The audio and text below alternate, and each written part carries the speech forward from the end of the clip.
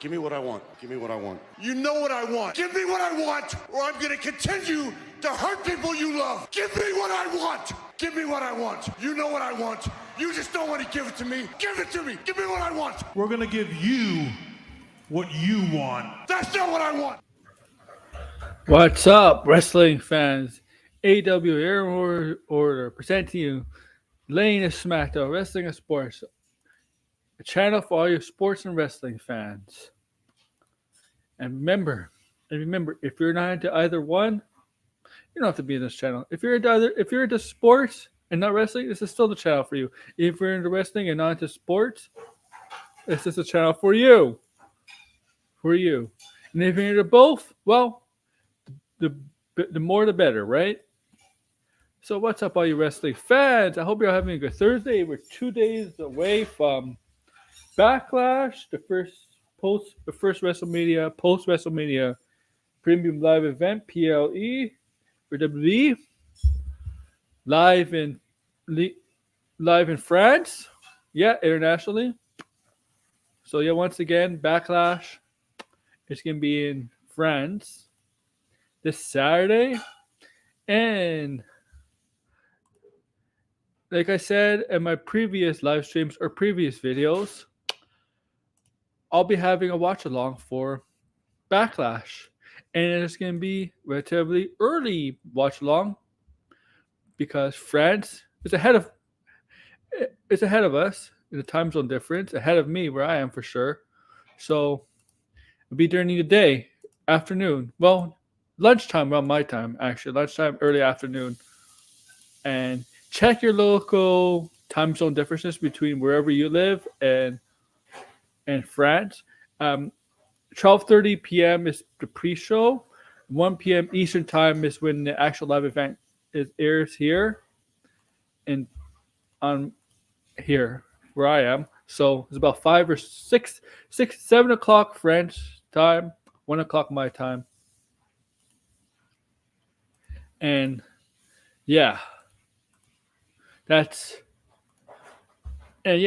so come join me, and I know Finbar's going to be around.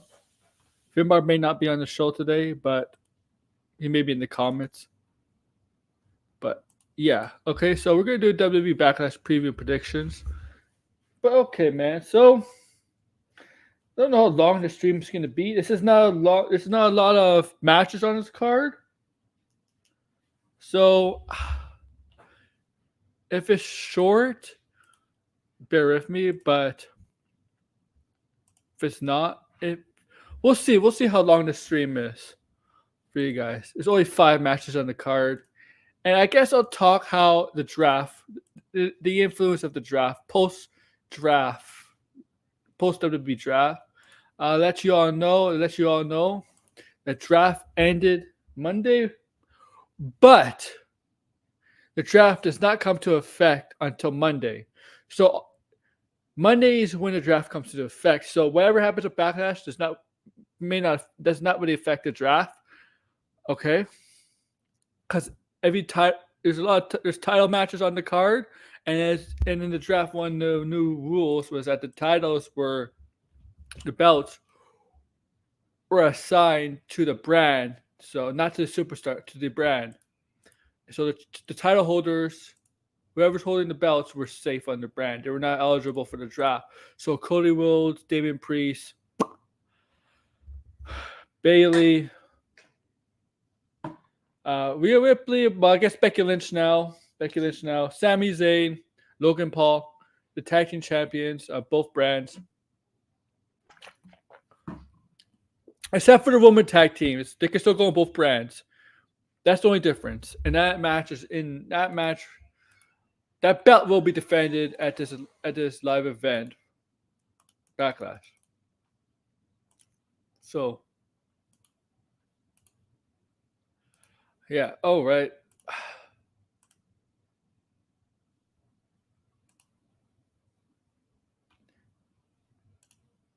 As you know, they're already in Europe. They're in Europe now. They do live events in Europe now on weekdays, and leading up to a premium live event, a European premium live event. They have house shows there. They're in Vienna, I think, today. Yeah, was it Vienna? Yeah, Vienna. I just saw Vienna. All right, man. So Backlash, WWE Backlash, WWE Backlash. Oh, and also, obviously, we're gonna do It's All About Wrestling on Monday, and it's gonna go details. We're gonna talk about this and some other stuff on Monday. All right. So yeah, Monday is all about wrestling episode 104. We're gonna go over Backlash. Okay. And we're gonna talk about the Kenny Omega stuff on Monday for sure. And some other wrestling stuff. Post draft stuff, what we like, what we don't like. That's all Monday. All Monday. Normally I would do some of that stuff today, but this is a prediction show. So 5 matches on the card. Cody Rhodes is now the current WWE Undisputed World Universal Champion, whatever. So he's gonna have his first title defense as champion to this Saturday. Damian Priest is WWE champion. He's gonna have his first title defense as champion this Saturday. We're gonna have Bayley defending her title in a triple threat match this Saturday.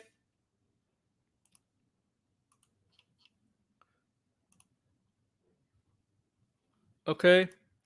Sorry, just to read something. Bayley. We have the women's tag team titles on the line. Damage Control versus Bianca Belair and Jade Cargill. Also, we have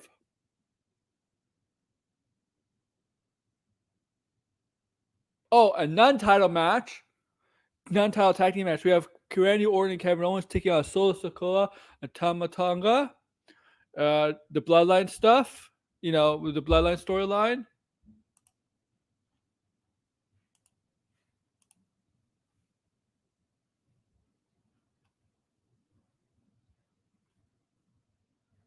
You got that going. Okay. So yeah, only 5 matches on the card. So I assume there'll be some pretty long matches, unless there's a couple surprises. Unless they announce a couple matches tomorrow, they could easily add a match to the show. Maybe announce one tomorrow or on social media. So if they do, I'm sorry.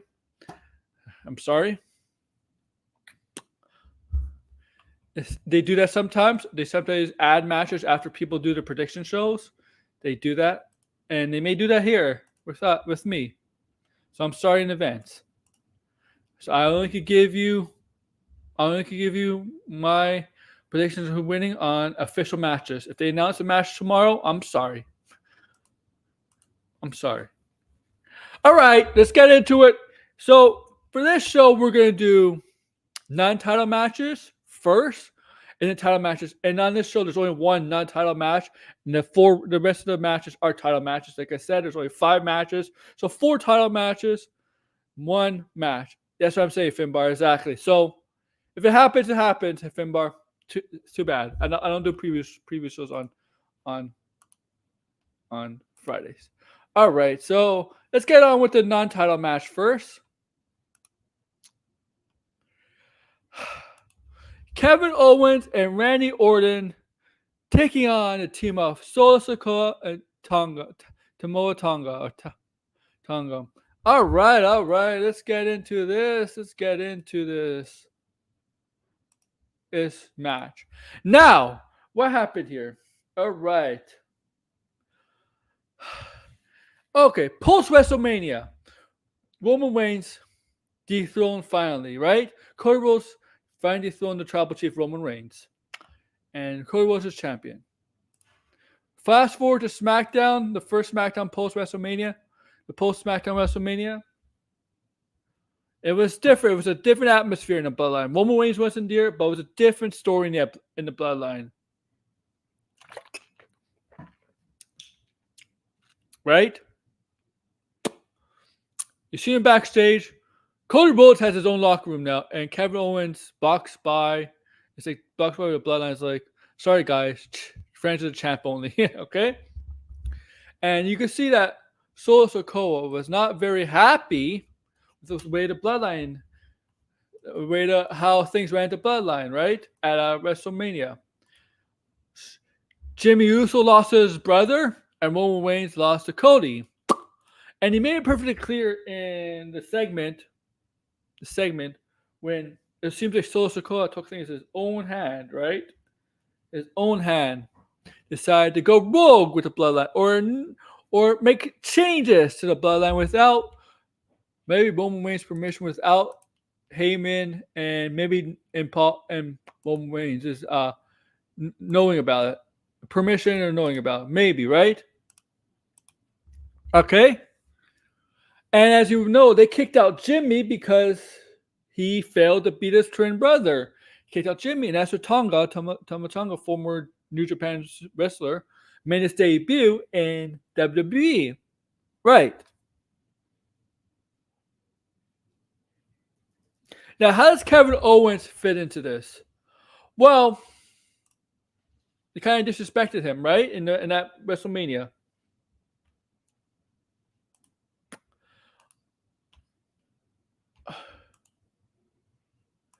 We get to later on, and next week, they were not happy with. They were taking things in their own hand. They were not happy with Kevin Owens. They beat the crap out of him. It seems like they ran over Kevin Owens. The car, Nick Aldis took out Paul Heyman to the parking lot, where it seems like one of the reasons Owens was not 100% arriving to the arena that week is because he was somebody crashed into him, and now it seems like one of Tonga or Solo crashed into him, and Aldis took Heyman and basically threatened Heyman, warned and threatened Heyman. Heyman looks surprised. Heyman looks very surprised, right? About that, the hit on Owens. Now a week later, now Jimmy Uso's out. It looks like he's out for some time. We haven't seen him since his beatdown, since him being kicking out of the bloodline. And Solo looks like he's taking the reins, or is he just someone and a placeholder leader for somebody else, and for somebody else. The Rock. He's not the actual leader. He's just taking the reins for now for somebody else. Second in command. He has that kind of power. Oh, right. Okay. Now we see that this past SmackDown, a brawl between Owens, Tama Tonga, and Solo Sikoa. And then Randy Orton comes out to help out Kevin Owens. And now Kevin Owens and Randy Orton have a bit of a partnership, right? They were in the triple threat match at WrestleMania against Logan Paul, but they became allies. They became partners in a way to have each other's backs, right? And now the thing is with Kevin Owens and Randy Orton, who can you trust, right? Down the line, you can't trust either Kevin Owens or Randy Orton. One of them is going to turn the back on the other, betray the other. It's going to happen.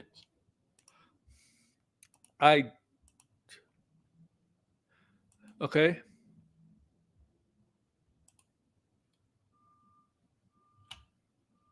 Will happen.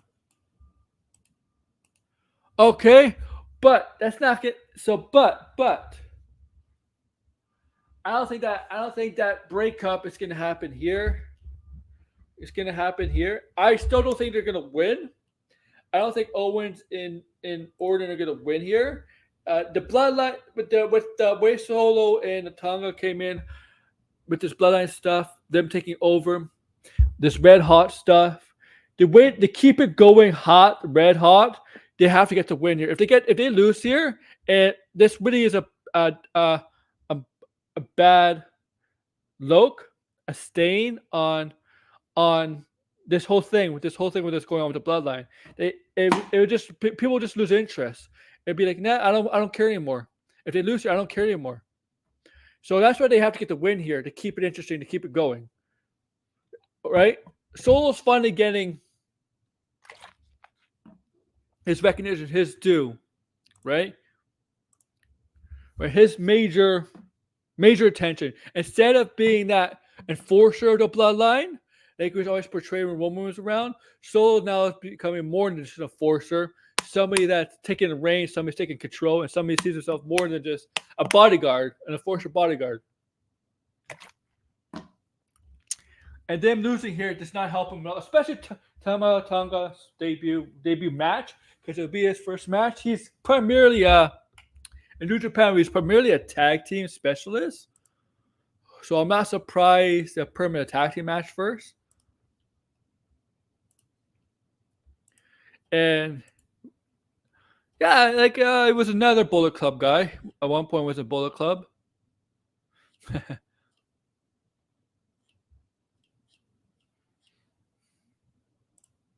Okay. So yeah, I got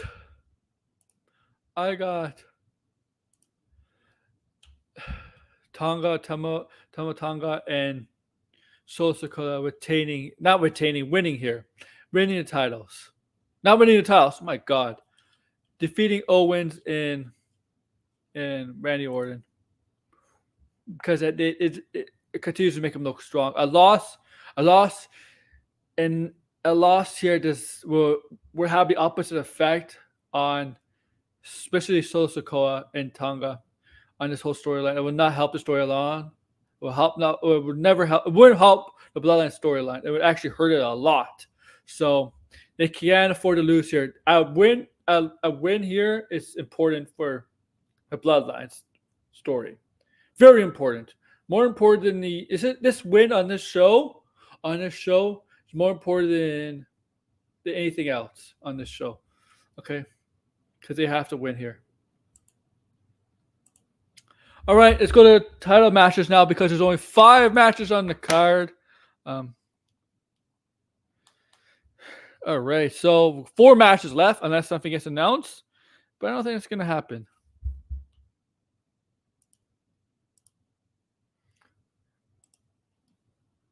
All right, so we're going to go to the tag team title match between the women. Okay. All right, this match. Where is it? All right. No, it's not here. Here we go. Jade Cargill teams up with Bianca Belair to take on the Kabuki Warriors of Damage Control, Io Sky and not Io Sky, Kairi Sane and Asuka. Now, remember, whoever comes to tag team champions could go on both brands to defend the belts, the titles. So remember, Damage Control got drafted to Raw. Bianca Belair and Jade Cargill were both drafted on their respective brands SmackDown. But if they win the title, they could go back and forth each brand if they're tag team if they're only the tag team champions. Same with Damage Control. Whoever holds the titles can go back and forth each brand, right? So, and remember, the draft takes effect next Monday after the show. Monday. Okay. Even though the post draft doesn't really affect whoever the outcome, the winner of this match is, the outcome of this match, because like I said, they go on both brands. So it doesn't really matter when it comes to effect. Because they go on both shows. They don't have separate titles for each show for the women. Like the men have, right? All right. Now, I got Jade and Bianca winning here. I mean, look at that team.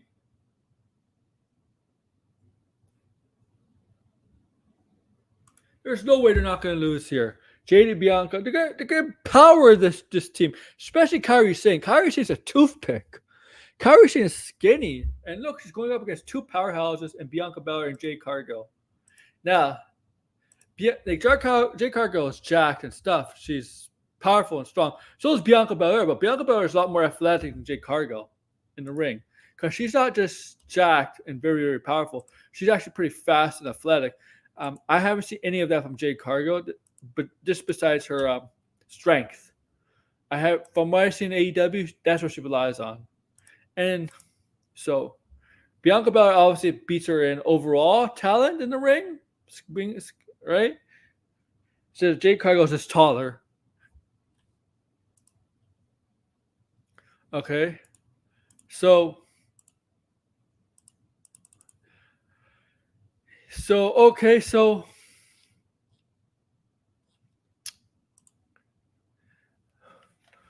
but I think it's still gonna be a good match. You got Asuka and Kairi Sane, both tremendous talents. Bianca Belair's tremendous talent. Jade, right? Jade has a look, has some good rings, so has the presence. But it's his in-ring work. That's where she needs work on, right? Where she needs improvement on. And that's why they're doing it very slowly in the tag team matches, right, with her, obviously. And eventually, maybe later this year, we'll see her in a singles match. And I do think Jade and Bianca win the tag team titles from, and hello Anthony, from Asuka and Kairi Sane. They become two tag team champions. But I think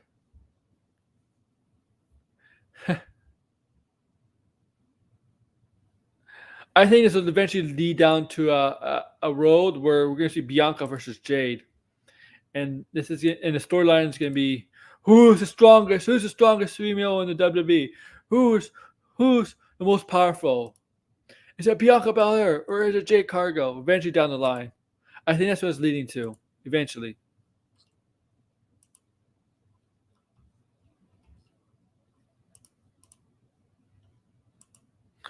Who? All right, so yeah, okay. Let's get to the next title match. Okay, and we're gonna talk about the triple threat match for the women's title on SmackDown. Okay, a triple threat match. Okay.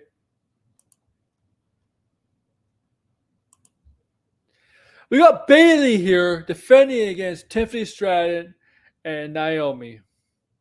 Okay.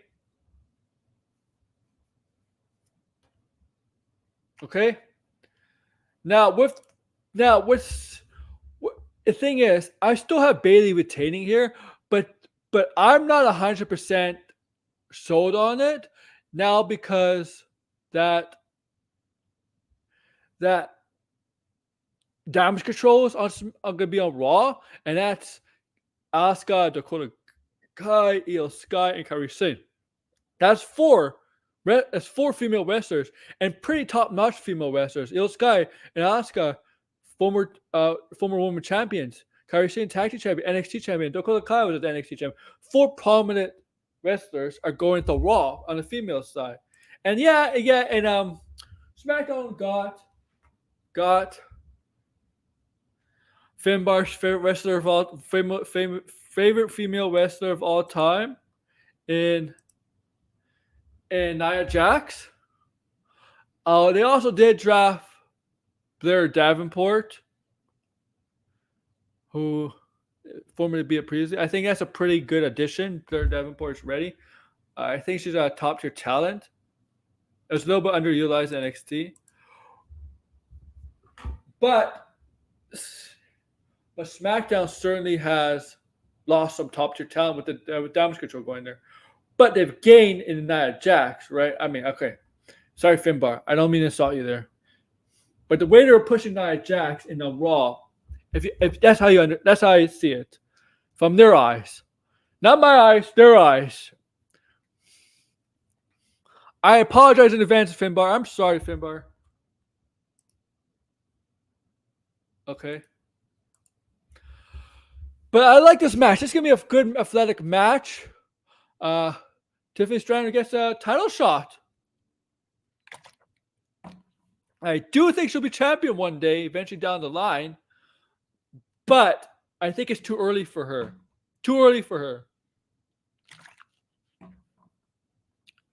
I think Bayley retains it. I'm pretty sure Bayley retains it. Retains the title here. Because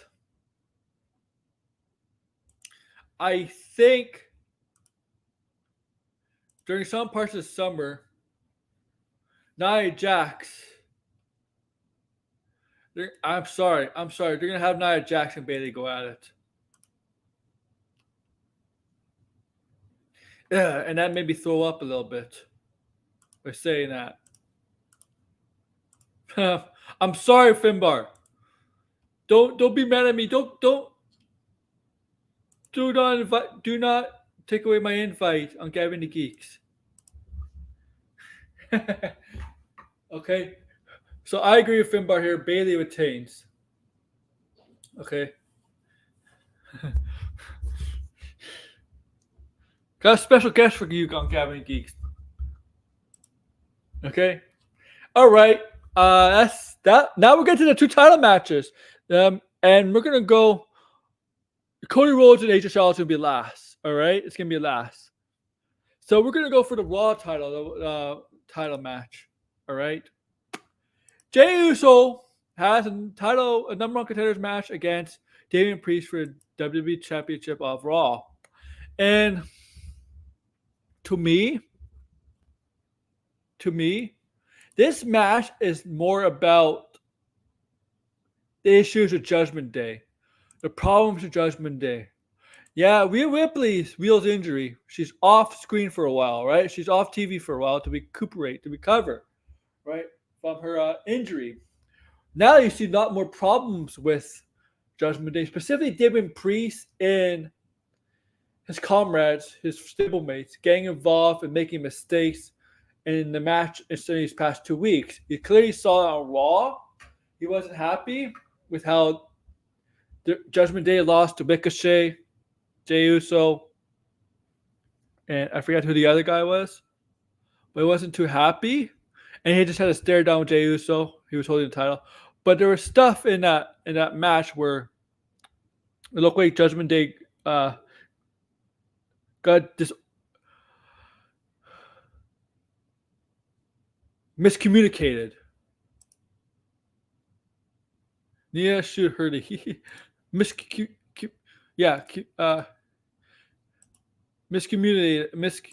on stuff, and that's the cost of the match. And it happened the week before. He doesn't really want.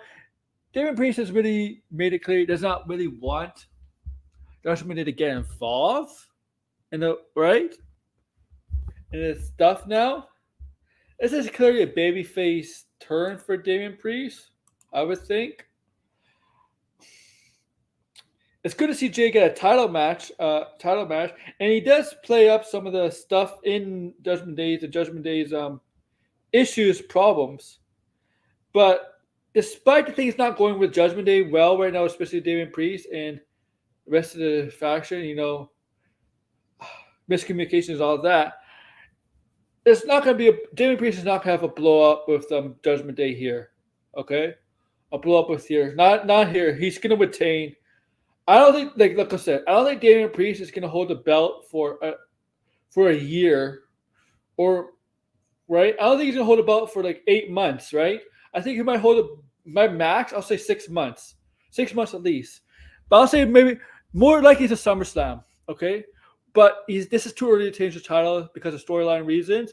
So I don't think it's going to have to blow up here with Judgment Day here, okay? I still think there's a possibility something could go wrong with Judgment Day, but he still manages to find a way to retain here the title in between. Oh, I'll be there. So he's not losing the title here. He's not losing the title here to Jay.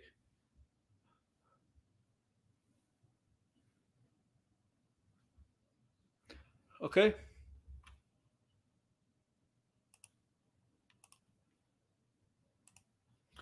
Okay.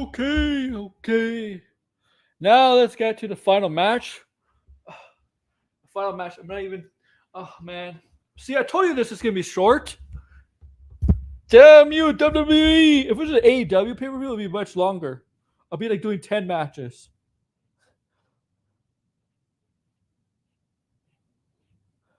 All right, so let's get to the main event. Hopefully, it is the main event. Cody Rhodes and AJ Styles. So AJ Styles will face Cody Rhodes for the WWE Undisputed Universal Championship, whatever you want to call it.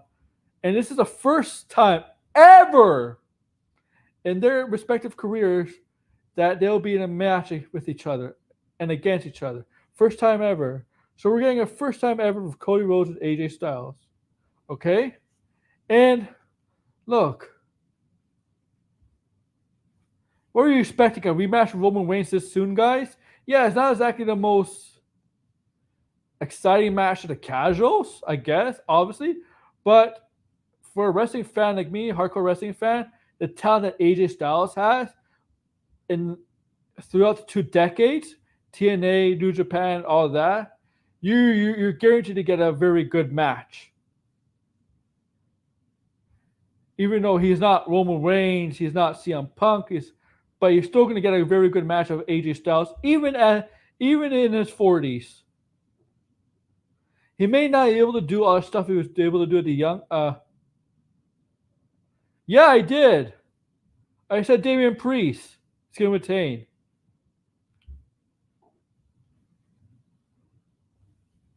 Okay, and I think this is going to be a good match. There's not too much build up to this match. They had a contract signing last week. Okay. Cody Rhodes is fine. It did look bad in his match with Carmelo Hayes when he missed the cutter. It looks like he landed on the shoulder. It did look bad, but I believe he's fine. No injury report. Nothing to report on that. So it looks fine. So he's fine. Okay. Now we'll see what happens to SmackDown. SmackDown's gonna be in France. It's probably gonna be taped. It's taped, right? So there'll probably be spoilers up on wrestling websites. Let you all know.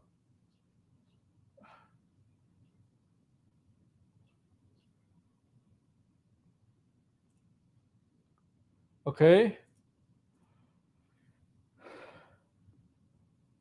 And I just know this match is going to be good between them. And they do have some stuff in common. AJ Styles was known. Cody, Dusty has kind of mentored AJ Styles back in the day. AJ and Cody were both at the Bullet Club. They were at the Bullet Club at different points of their career. AJ was before when Cody joined, after Cody left WWE for the first time. We're both in the Bullet Club. They didn't really bring that up in the contract signing, about how they were both part of the same faction at one point in their career. They never brought that up. Okay. But they also agreed upon that they had to make the name themselves. They had to make a name for themselves on the indies, which is true. AJ kind of made a name for himself with TNA, New Japan, the Ring of Honor. Cody Rhodes, a little bit less per se, because he did start out WWE first, but he had to leave WWE to create the American Nightmare gimmick, and look where that's got him. He's World Heavyweight Champ. Well, he's WWE Universal Undisputed Champion, right? So there's some comparison there, how they both use the indies to build up their career, even despite Cody being in WWE at first. But he wasn't going anywhere with wherever he was given in his first tenure there. He had to leave to make something out of himself. And same with AJ.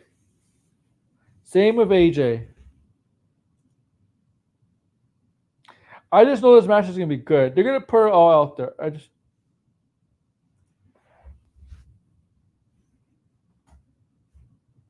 So, I agree with my buddy Finbar. I've got Cody retaining here. Cody is not losing his belt anytime soon. Okay. The only way he's losing his belt anytime soon is if he suffers an injury, and it's one of those injuries that's going to demand him to take some time off. But he's not losing the belt here, and he's not losing the belt for any time soon. Is he now? Yeah, okay, so they changed it.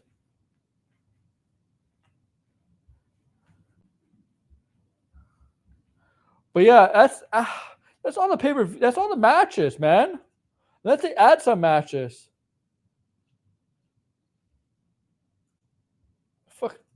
It's all the matches I have, man.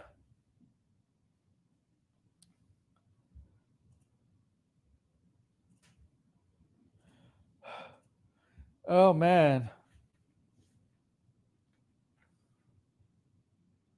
Yeah. Okay. All right.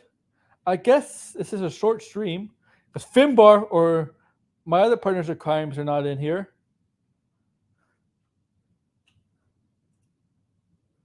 So we're going to end it here. 40 minutes in, about 35 to 40 minutes in. I blame Finbar. I blame Finbar for not coming in. We could discuss some of the stuff more in more detail. That's how I blame you, Finbar. I mean, okay, Finbar won't be around for a while, so whatever. Okay, so I may be late Saturday a little bit too. I may be late Saturday also, so that you all know.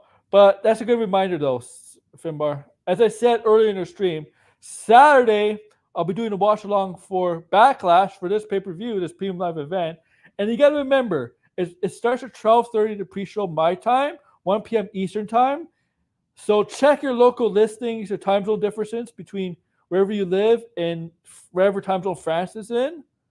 So yeah, so I'll be in the afternoon doing a watch along. If Finbar and others, and anybody's allowed to join, I'll post a link, a streamer link, and we're gonna watch it. We're gonna watch it, man. We're gonna watch it. And then Finbar won't be around for a while. Okay, yeah, I know you're doing a lot of house cleaning right now.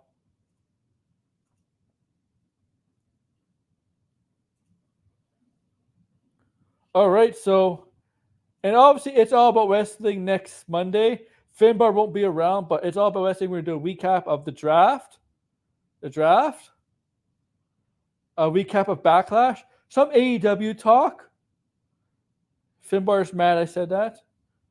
3 months, baby. And also on Saturday, be sure to join. I know you are, Finbar.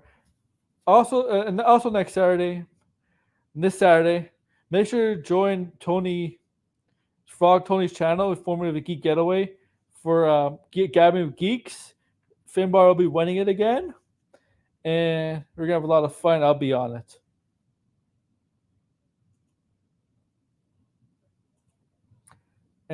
And next Thursday we'll do something else because we don't have the prediction show out next Thursday. We do have Double or Nothing coming up soon, but that's in 3 weeks, I believe, and near the end of the month. Yeah, we could do Finbar's leaving party. We could do a celebration of Finbar's leaving. No, I'm kidding.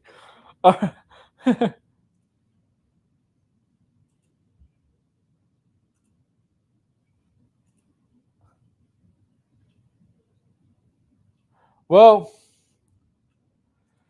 thank you guys for listening. If I do, there's a chance I might be on live tonight, depending on my sports team.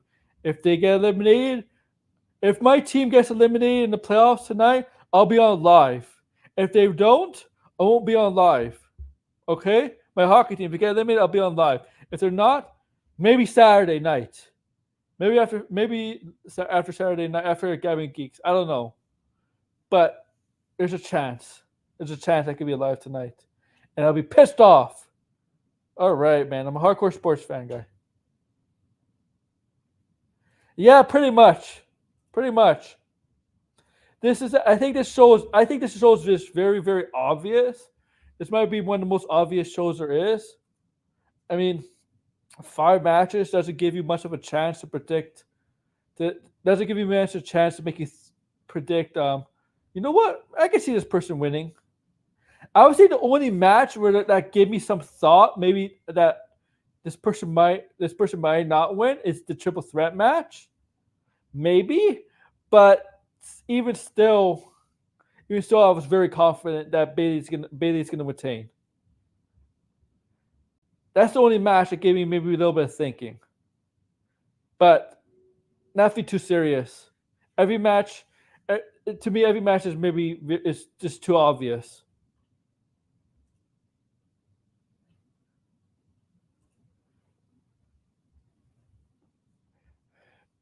And I'll see you Saturday, Finbar. I'll see you in DMs. I'll chat with you on Twitter. And take care, guys. And everybody else, I'll see you, Degrassi, everybody else is listening, and people on the replay. Remember to like, share, subscribe, and comment, guys. And enjoy SmackDown tomorrow. And enjoy Backlash Saturday. And maybe if you're an AEW fan listening to the show, enjoy Collision. I know Finbar doesn't wish anybody to enjoy Collision, but enjoy Collision. Finbar doesn't like AEW, but he likes some of the wrestlers in it, so that you all know. Take care, guys.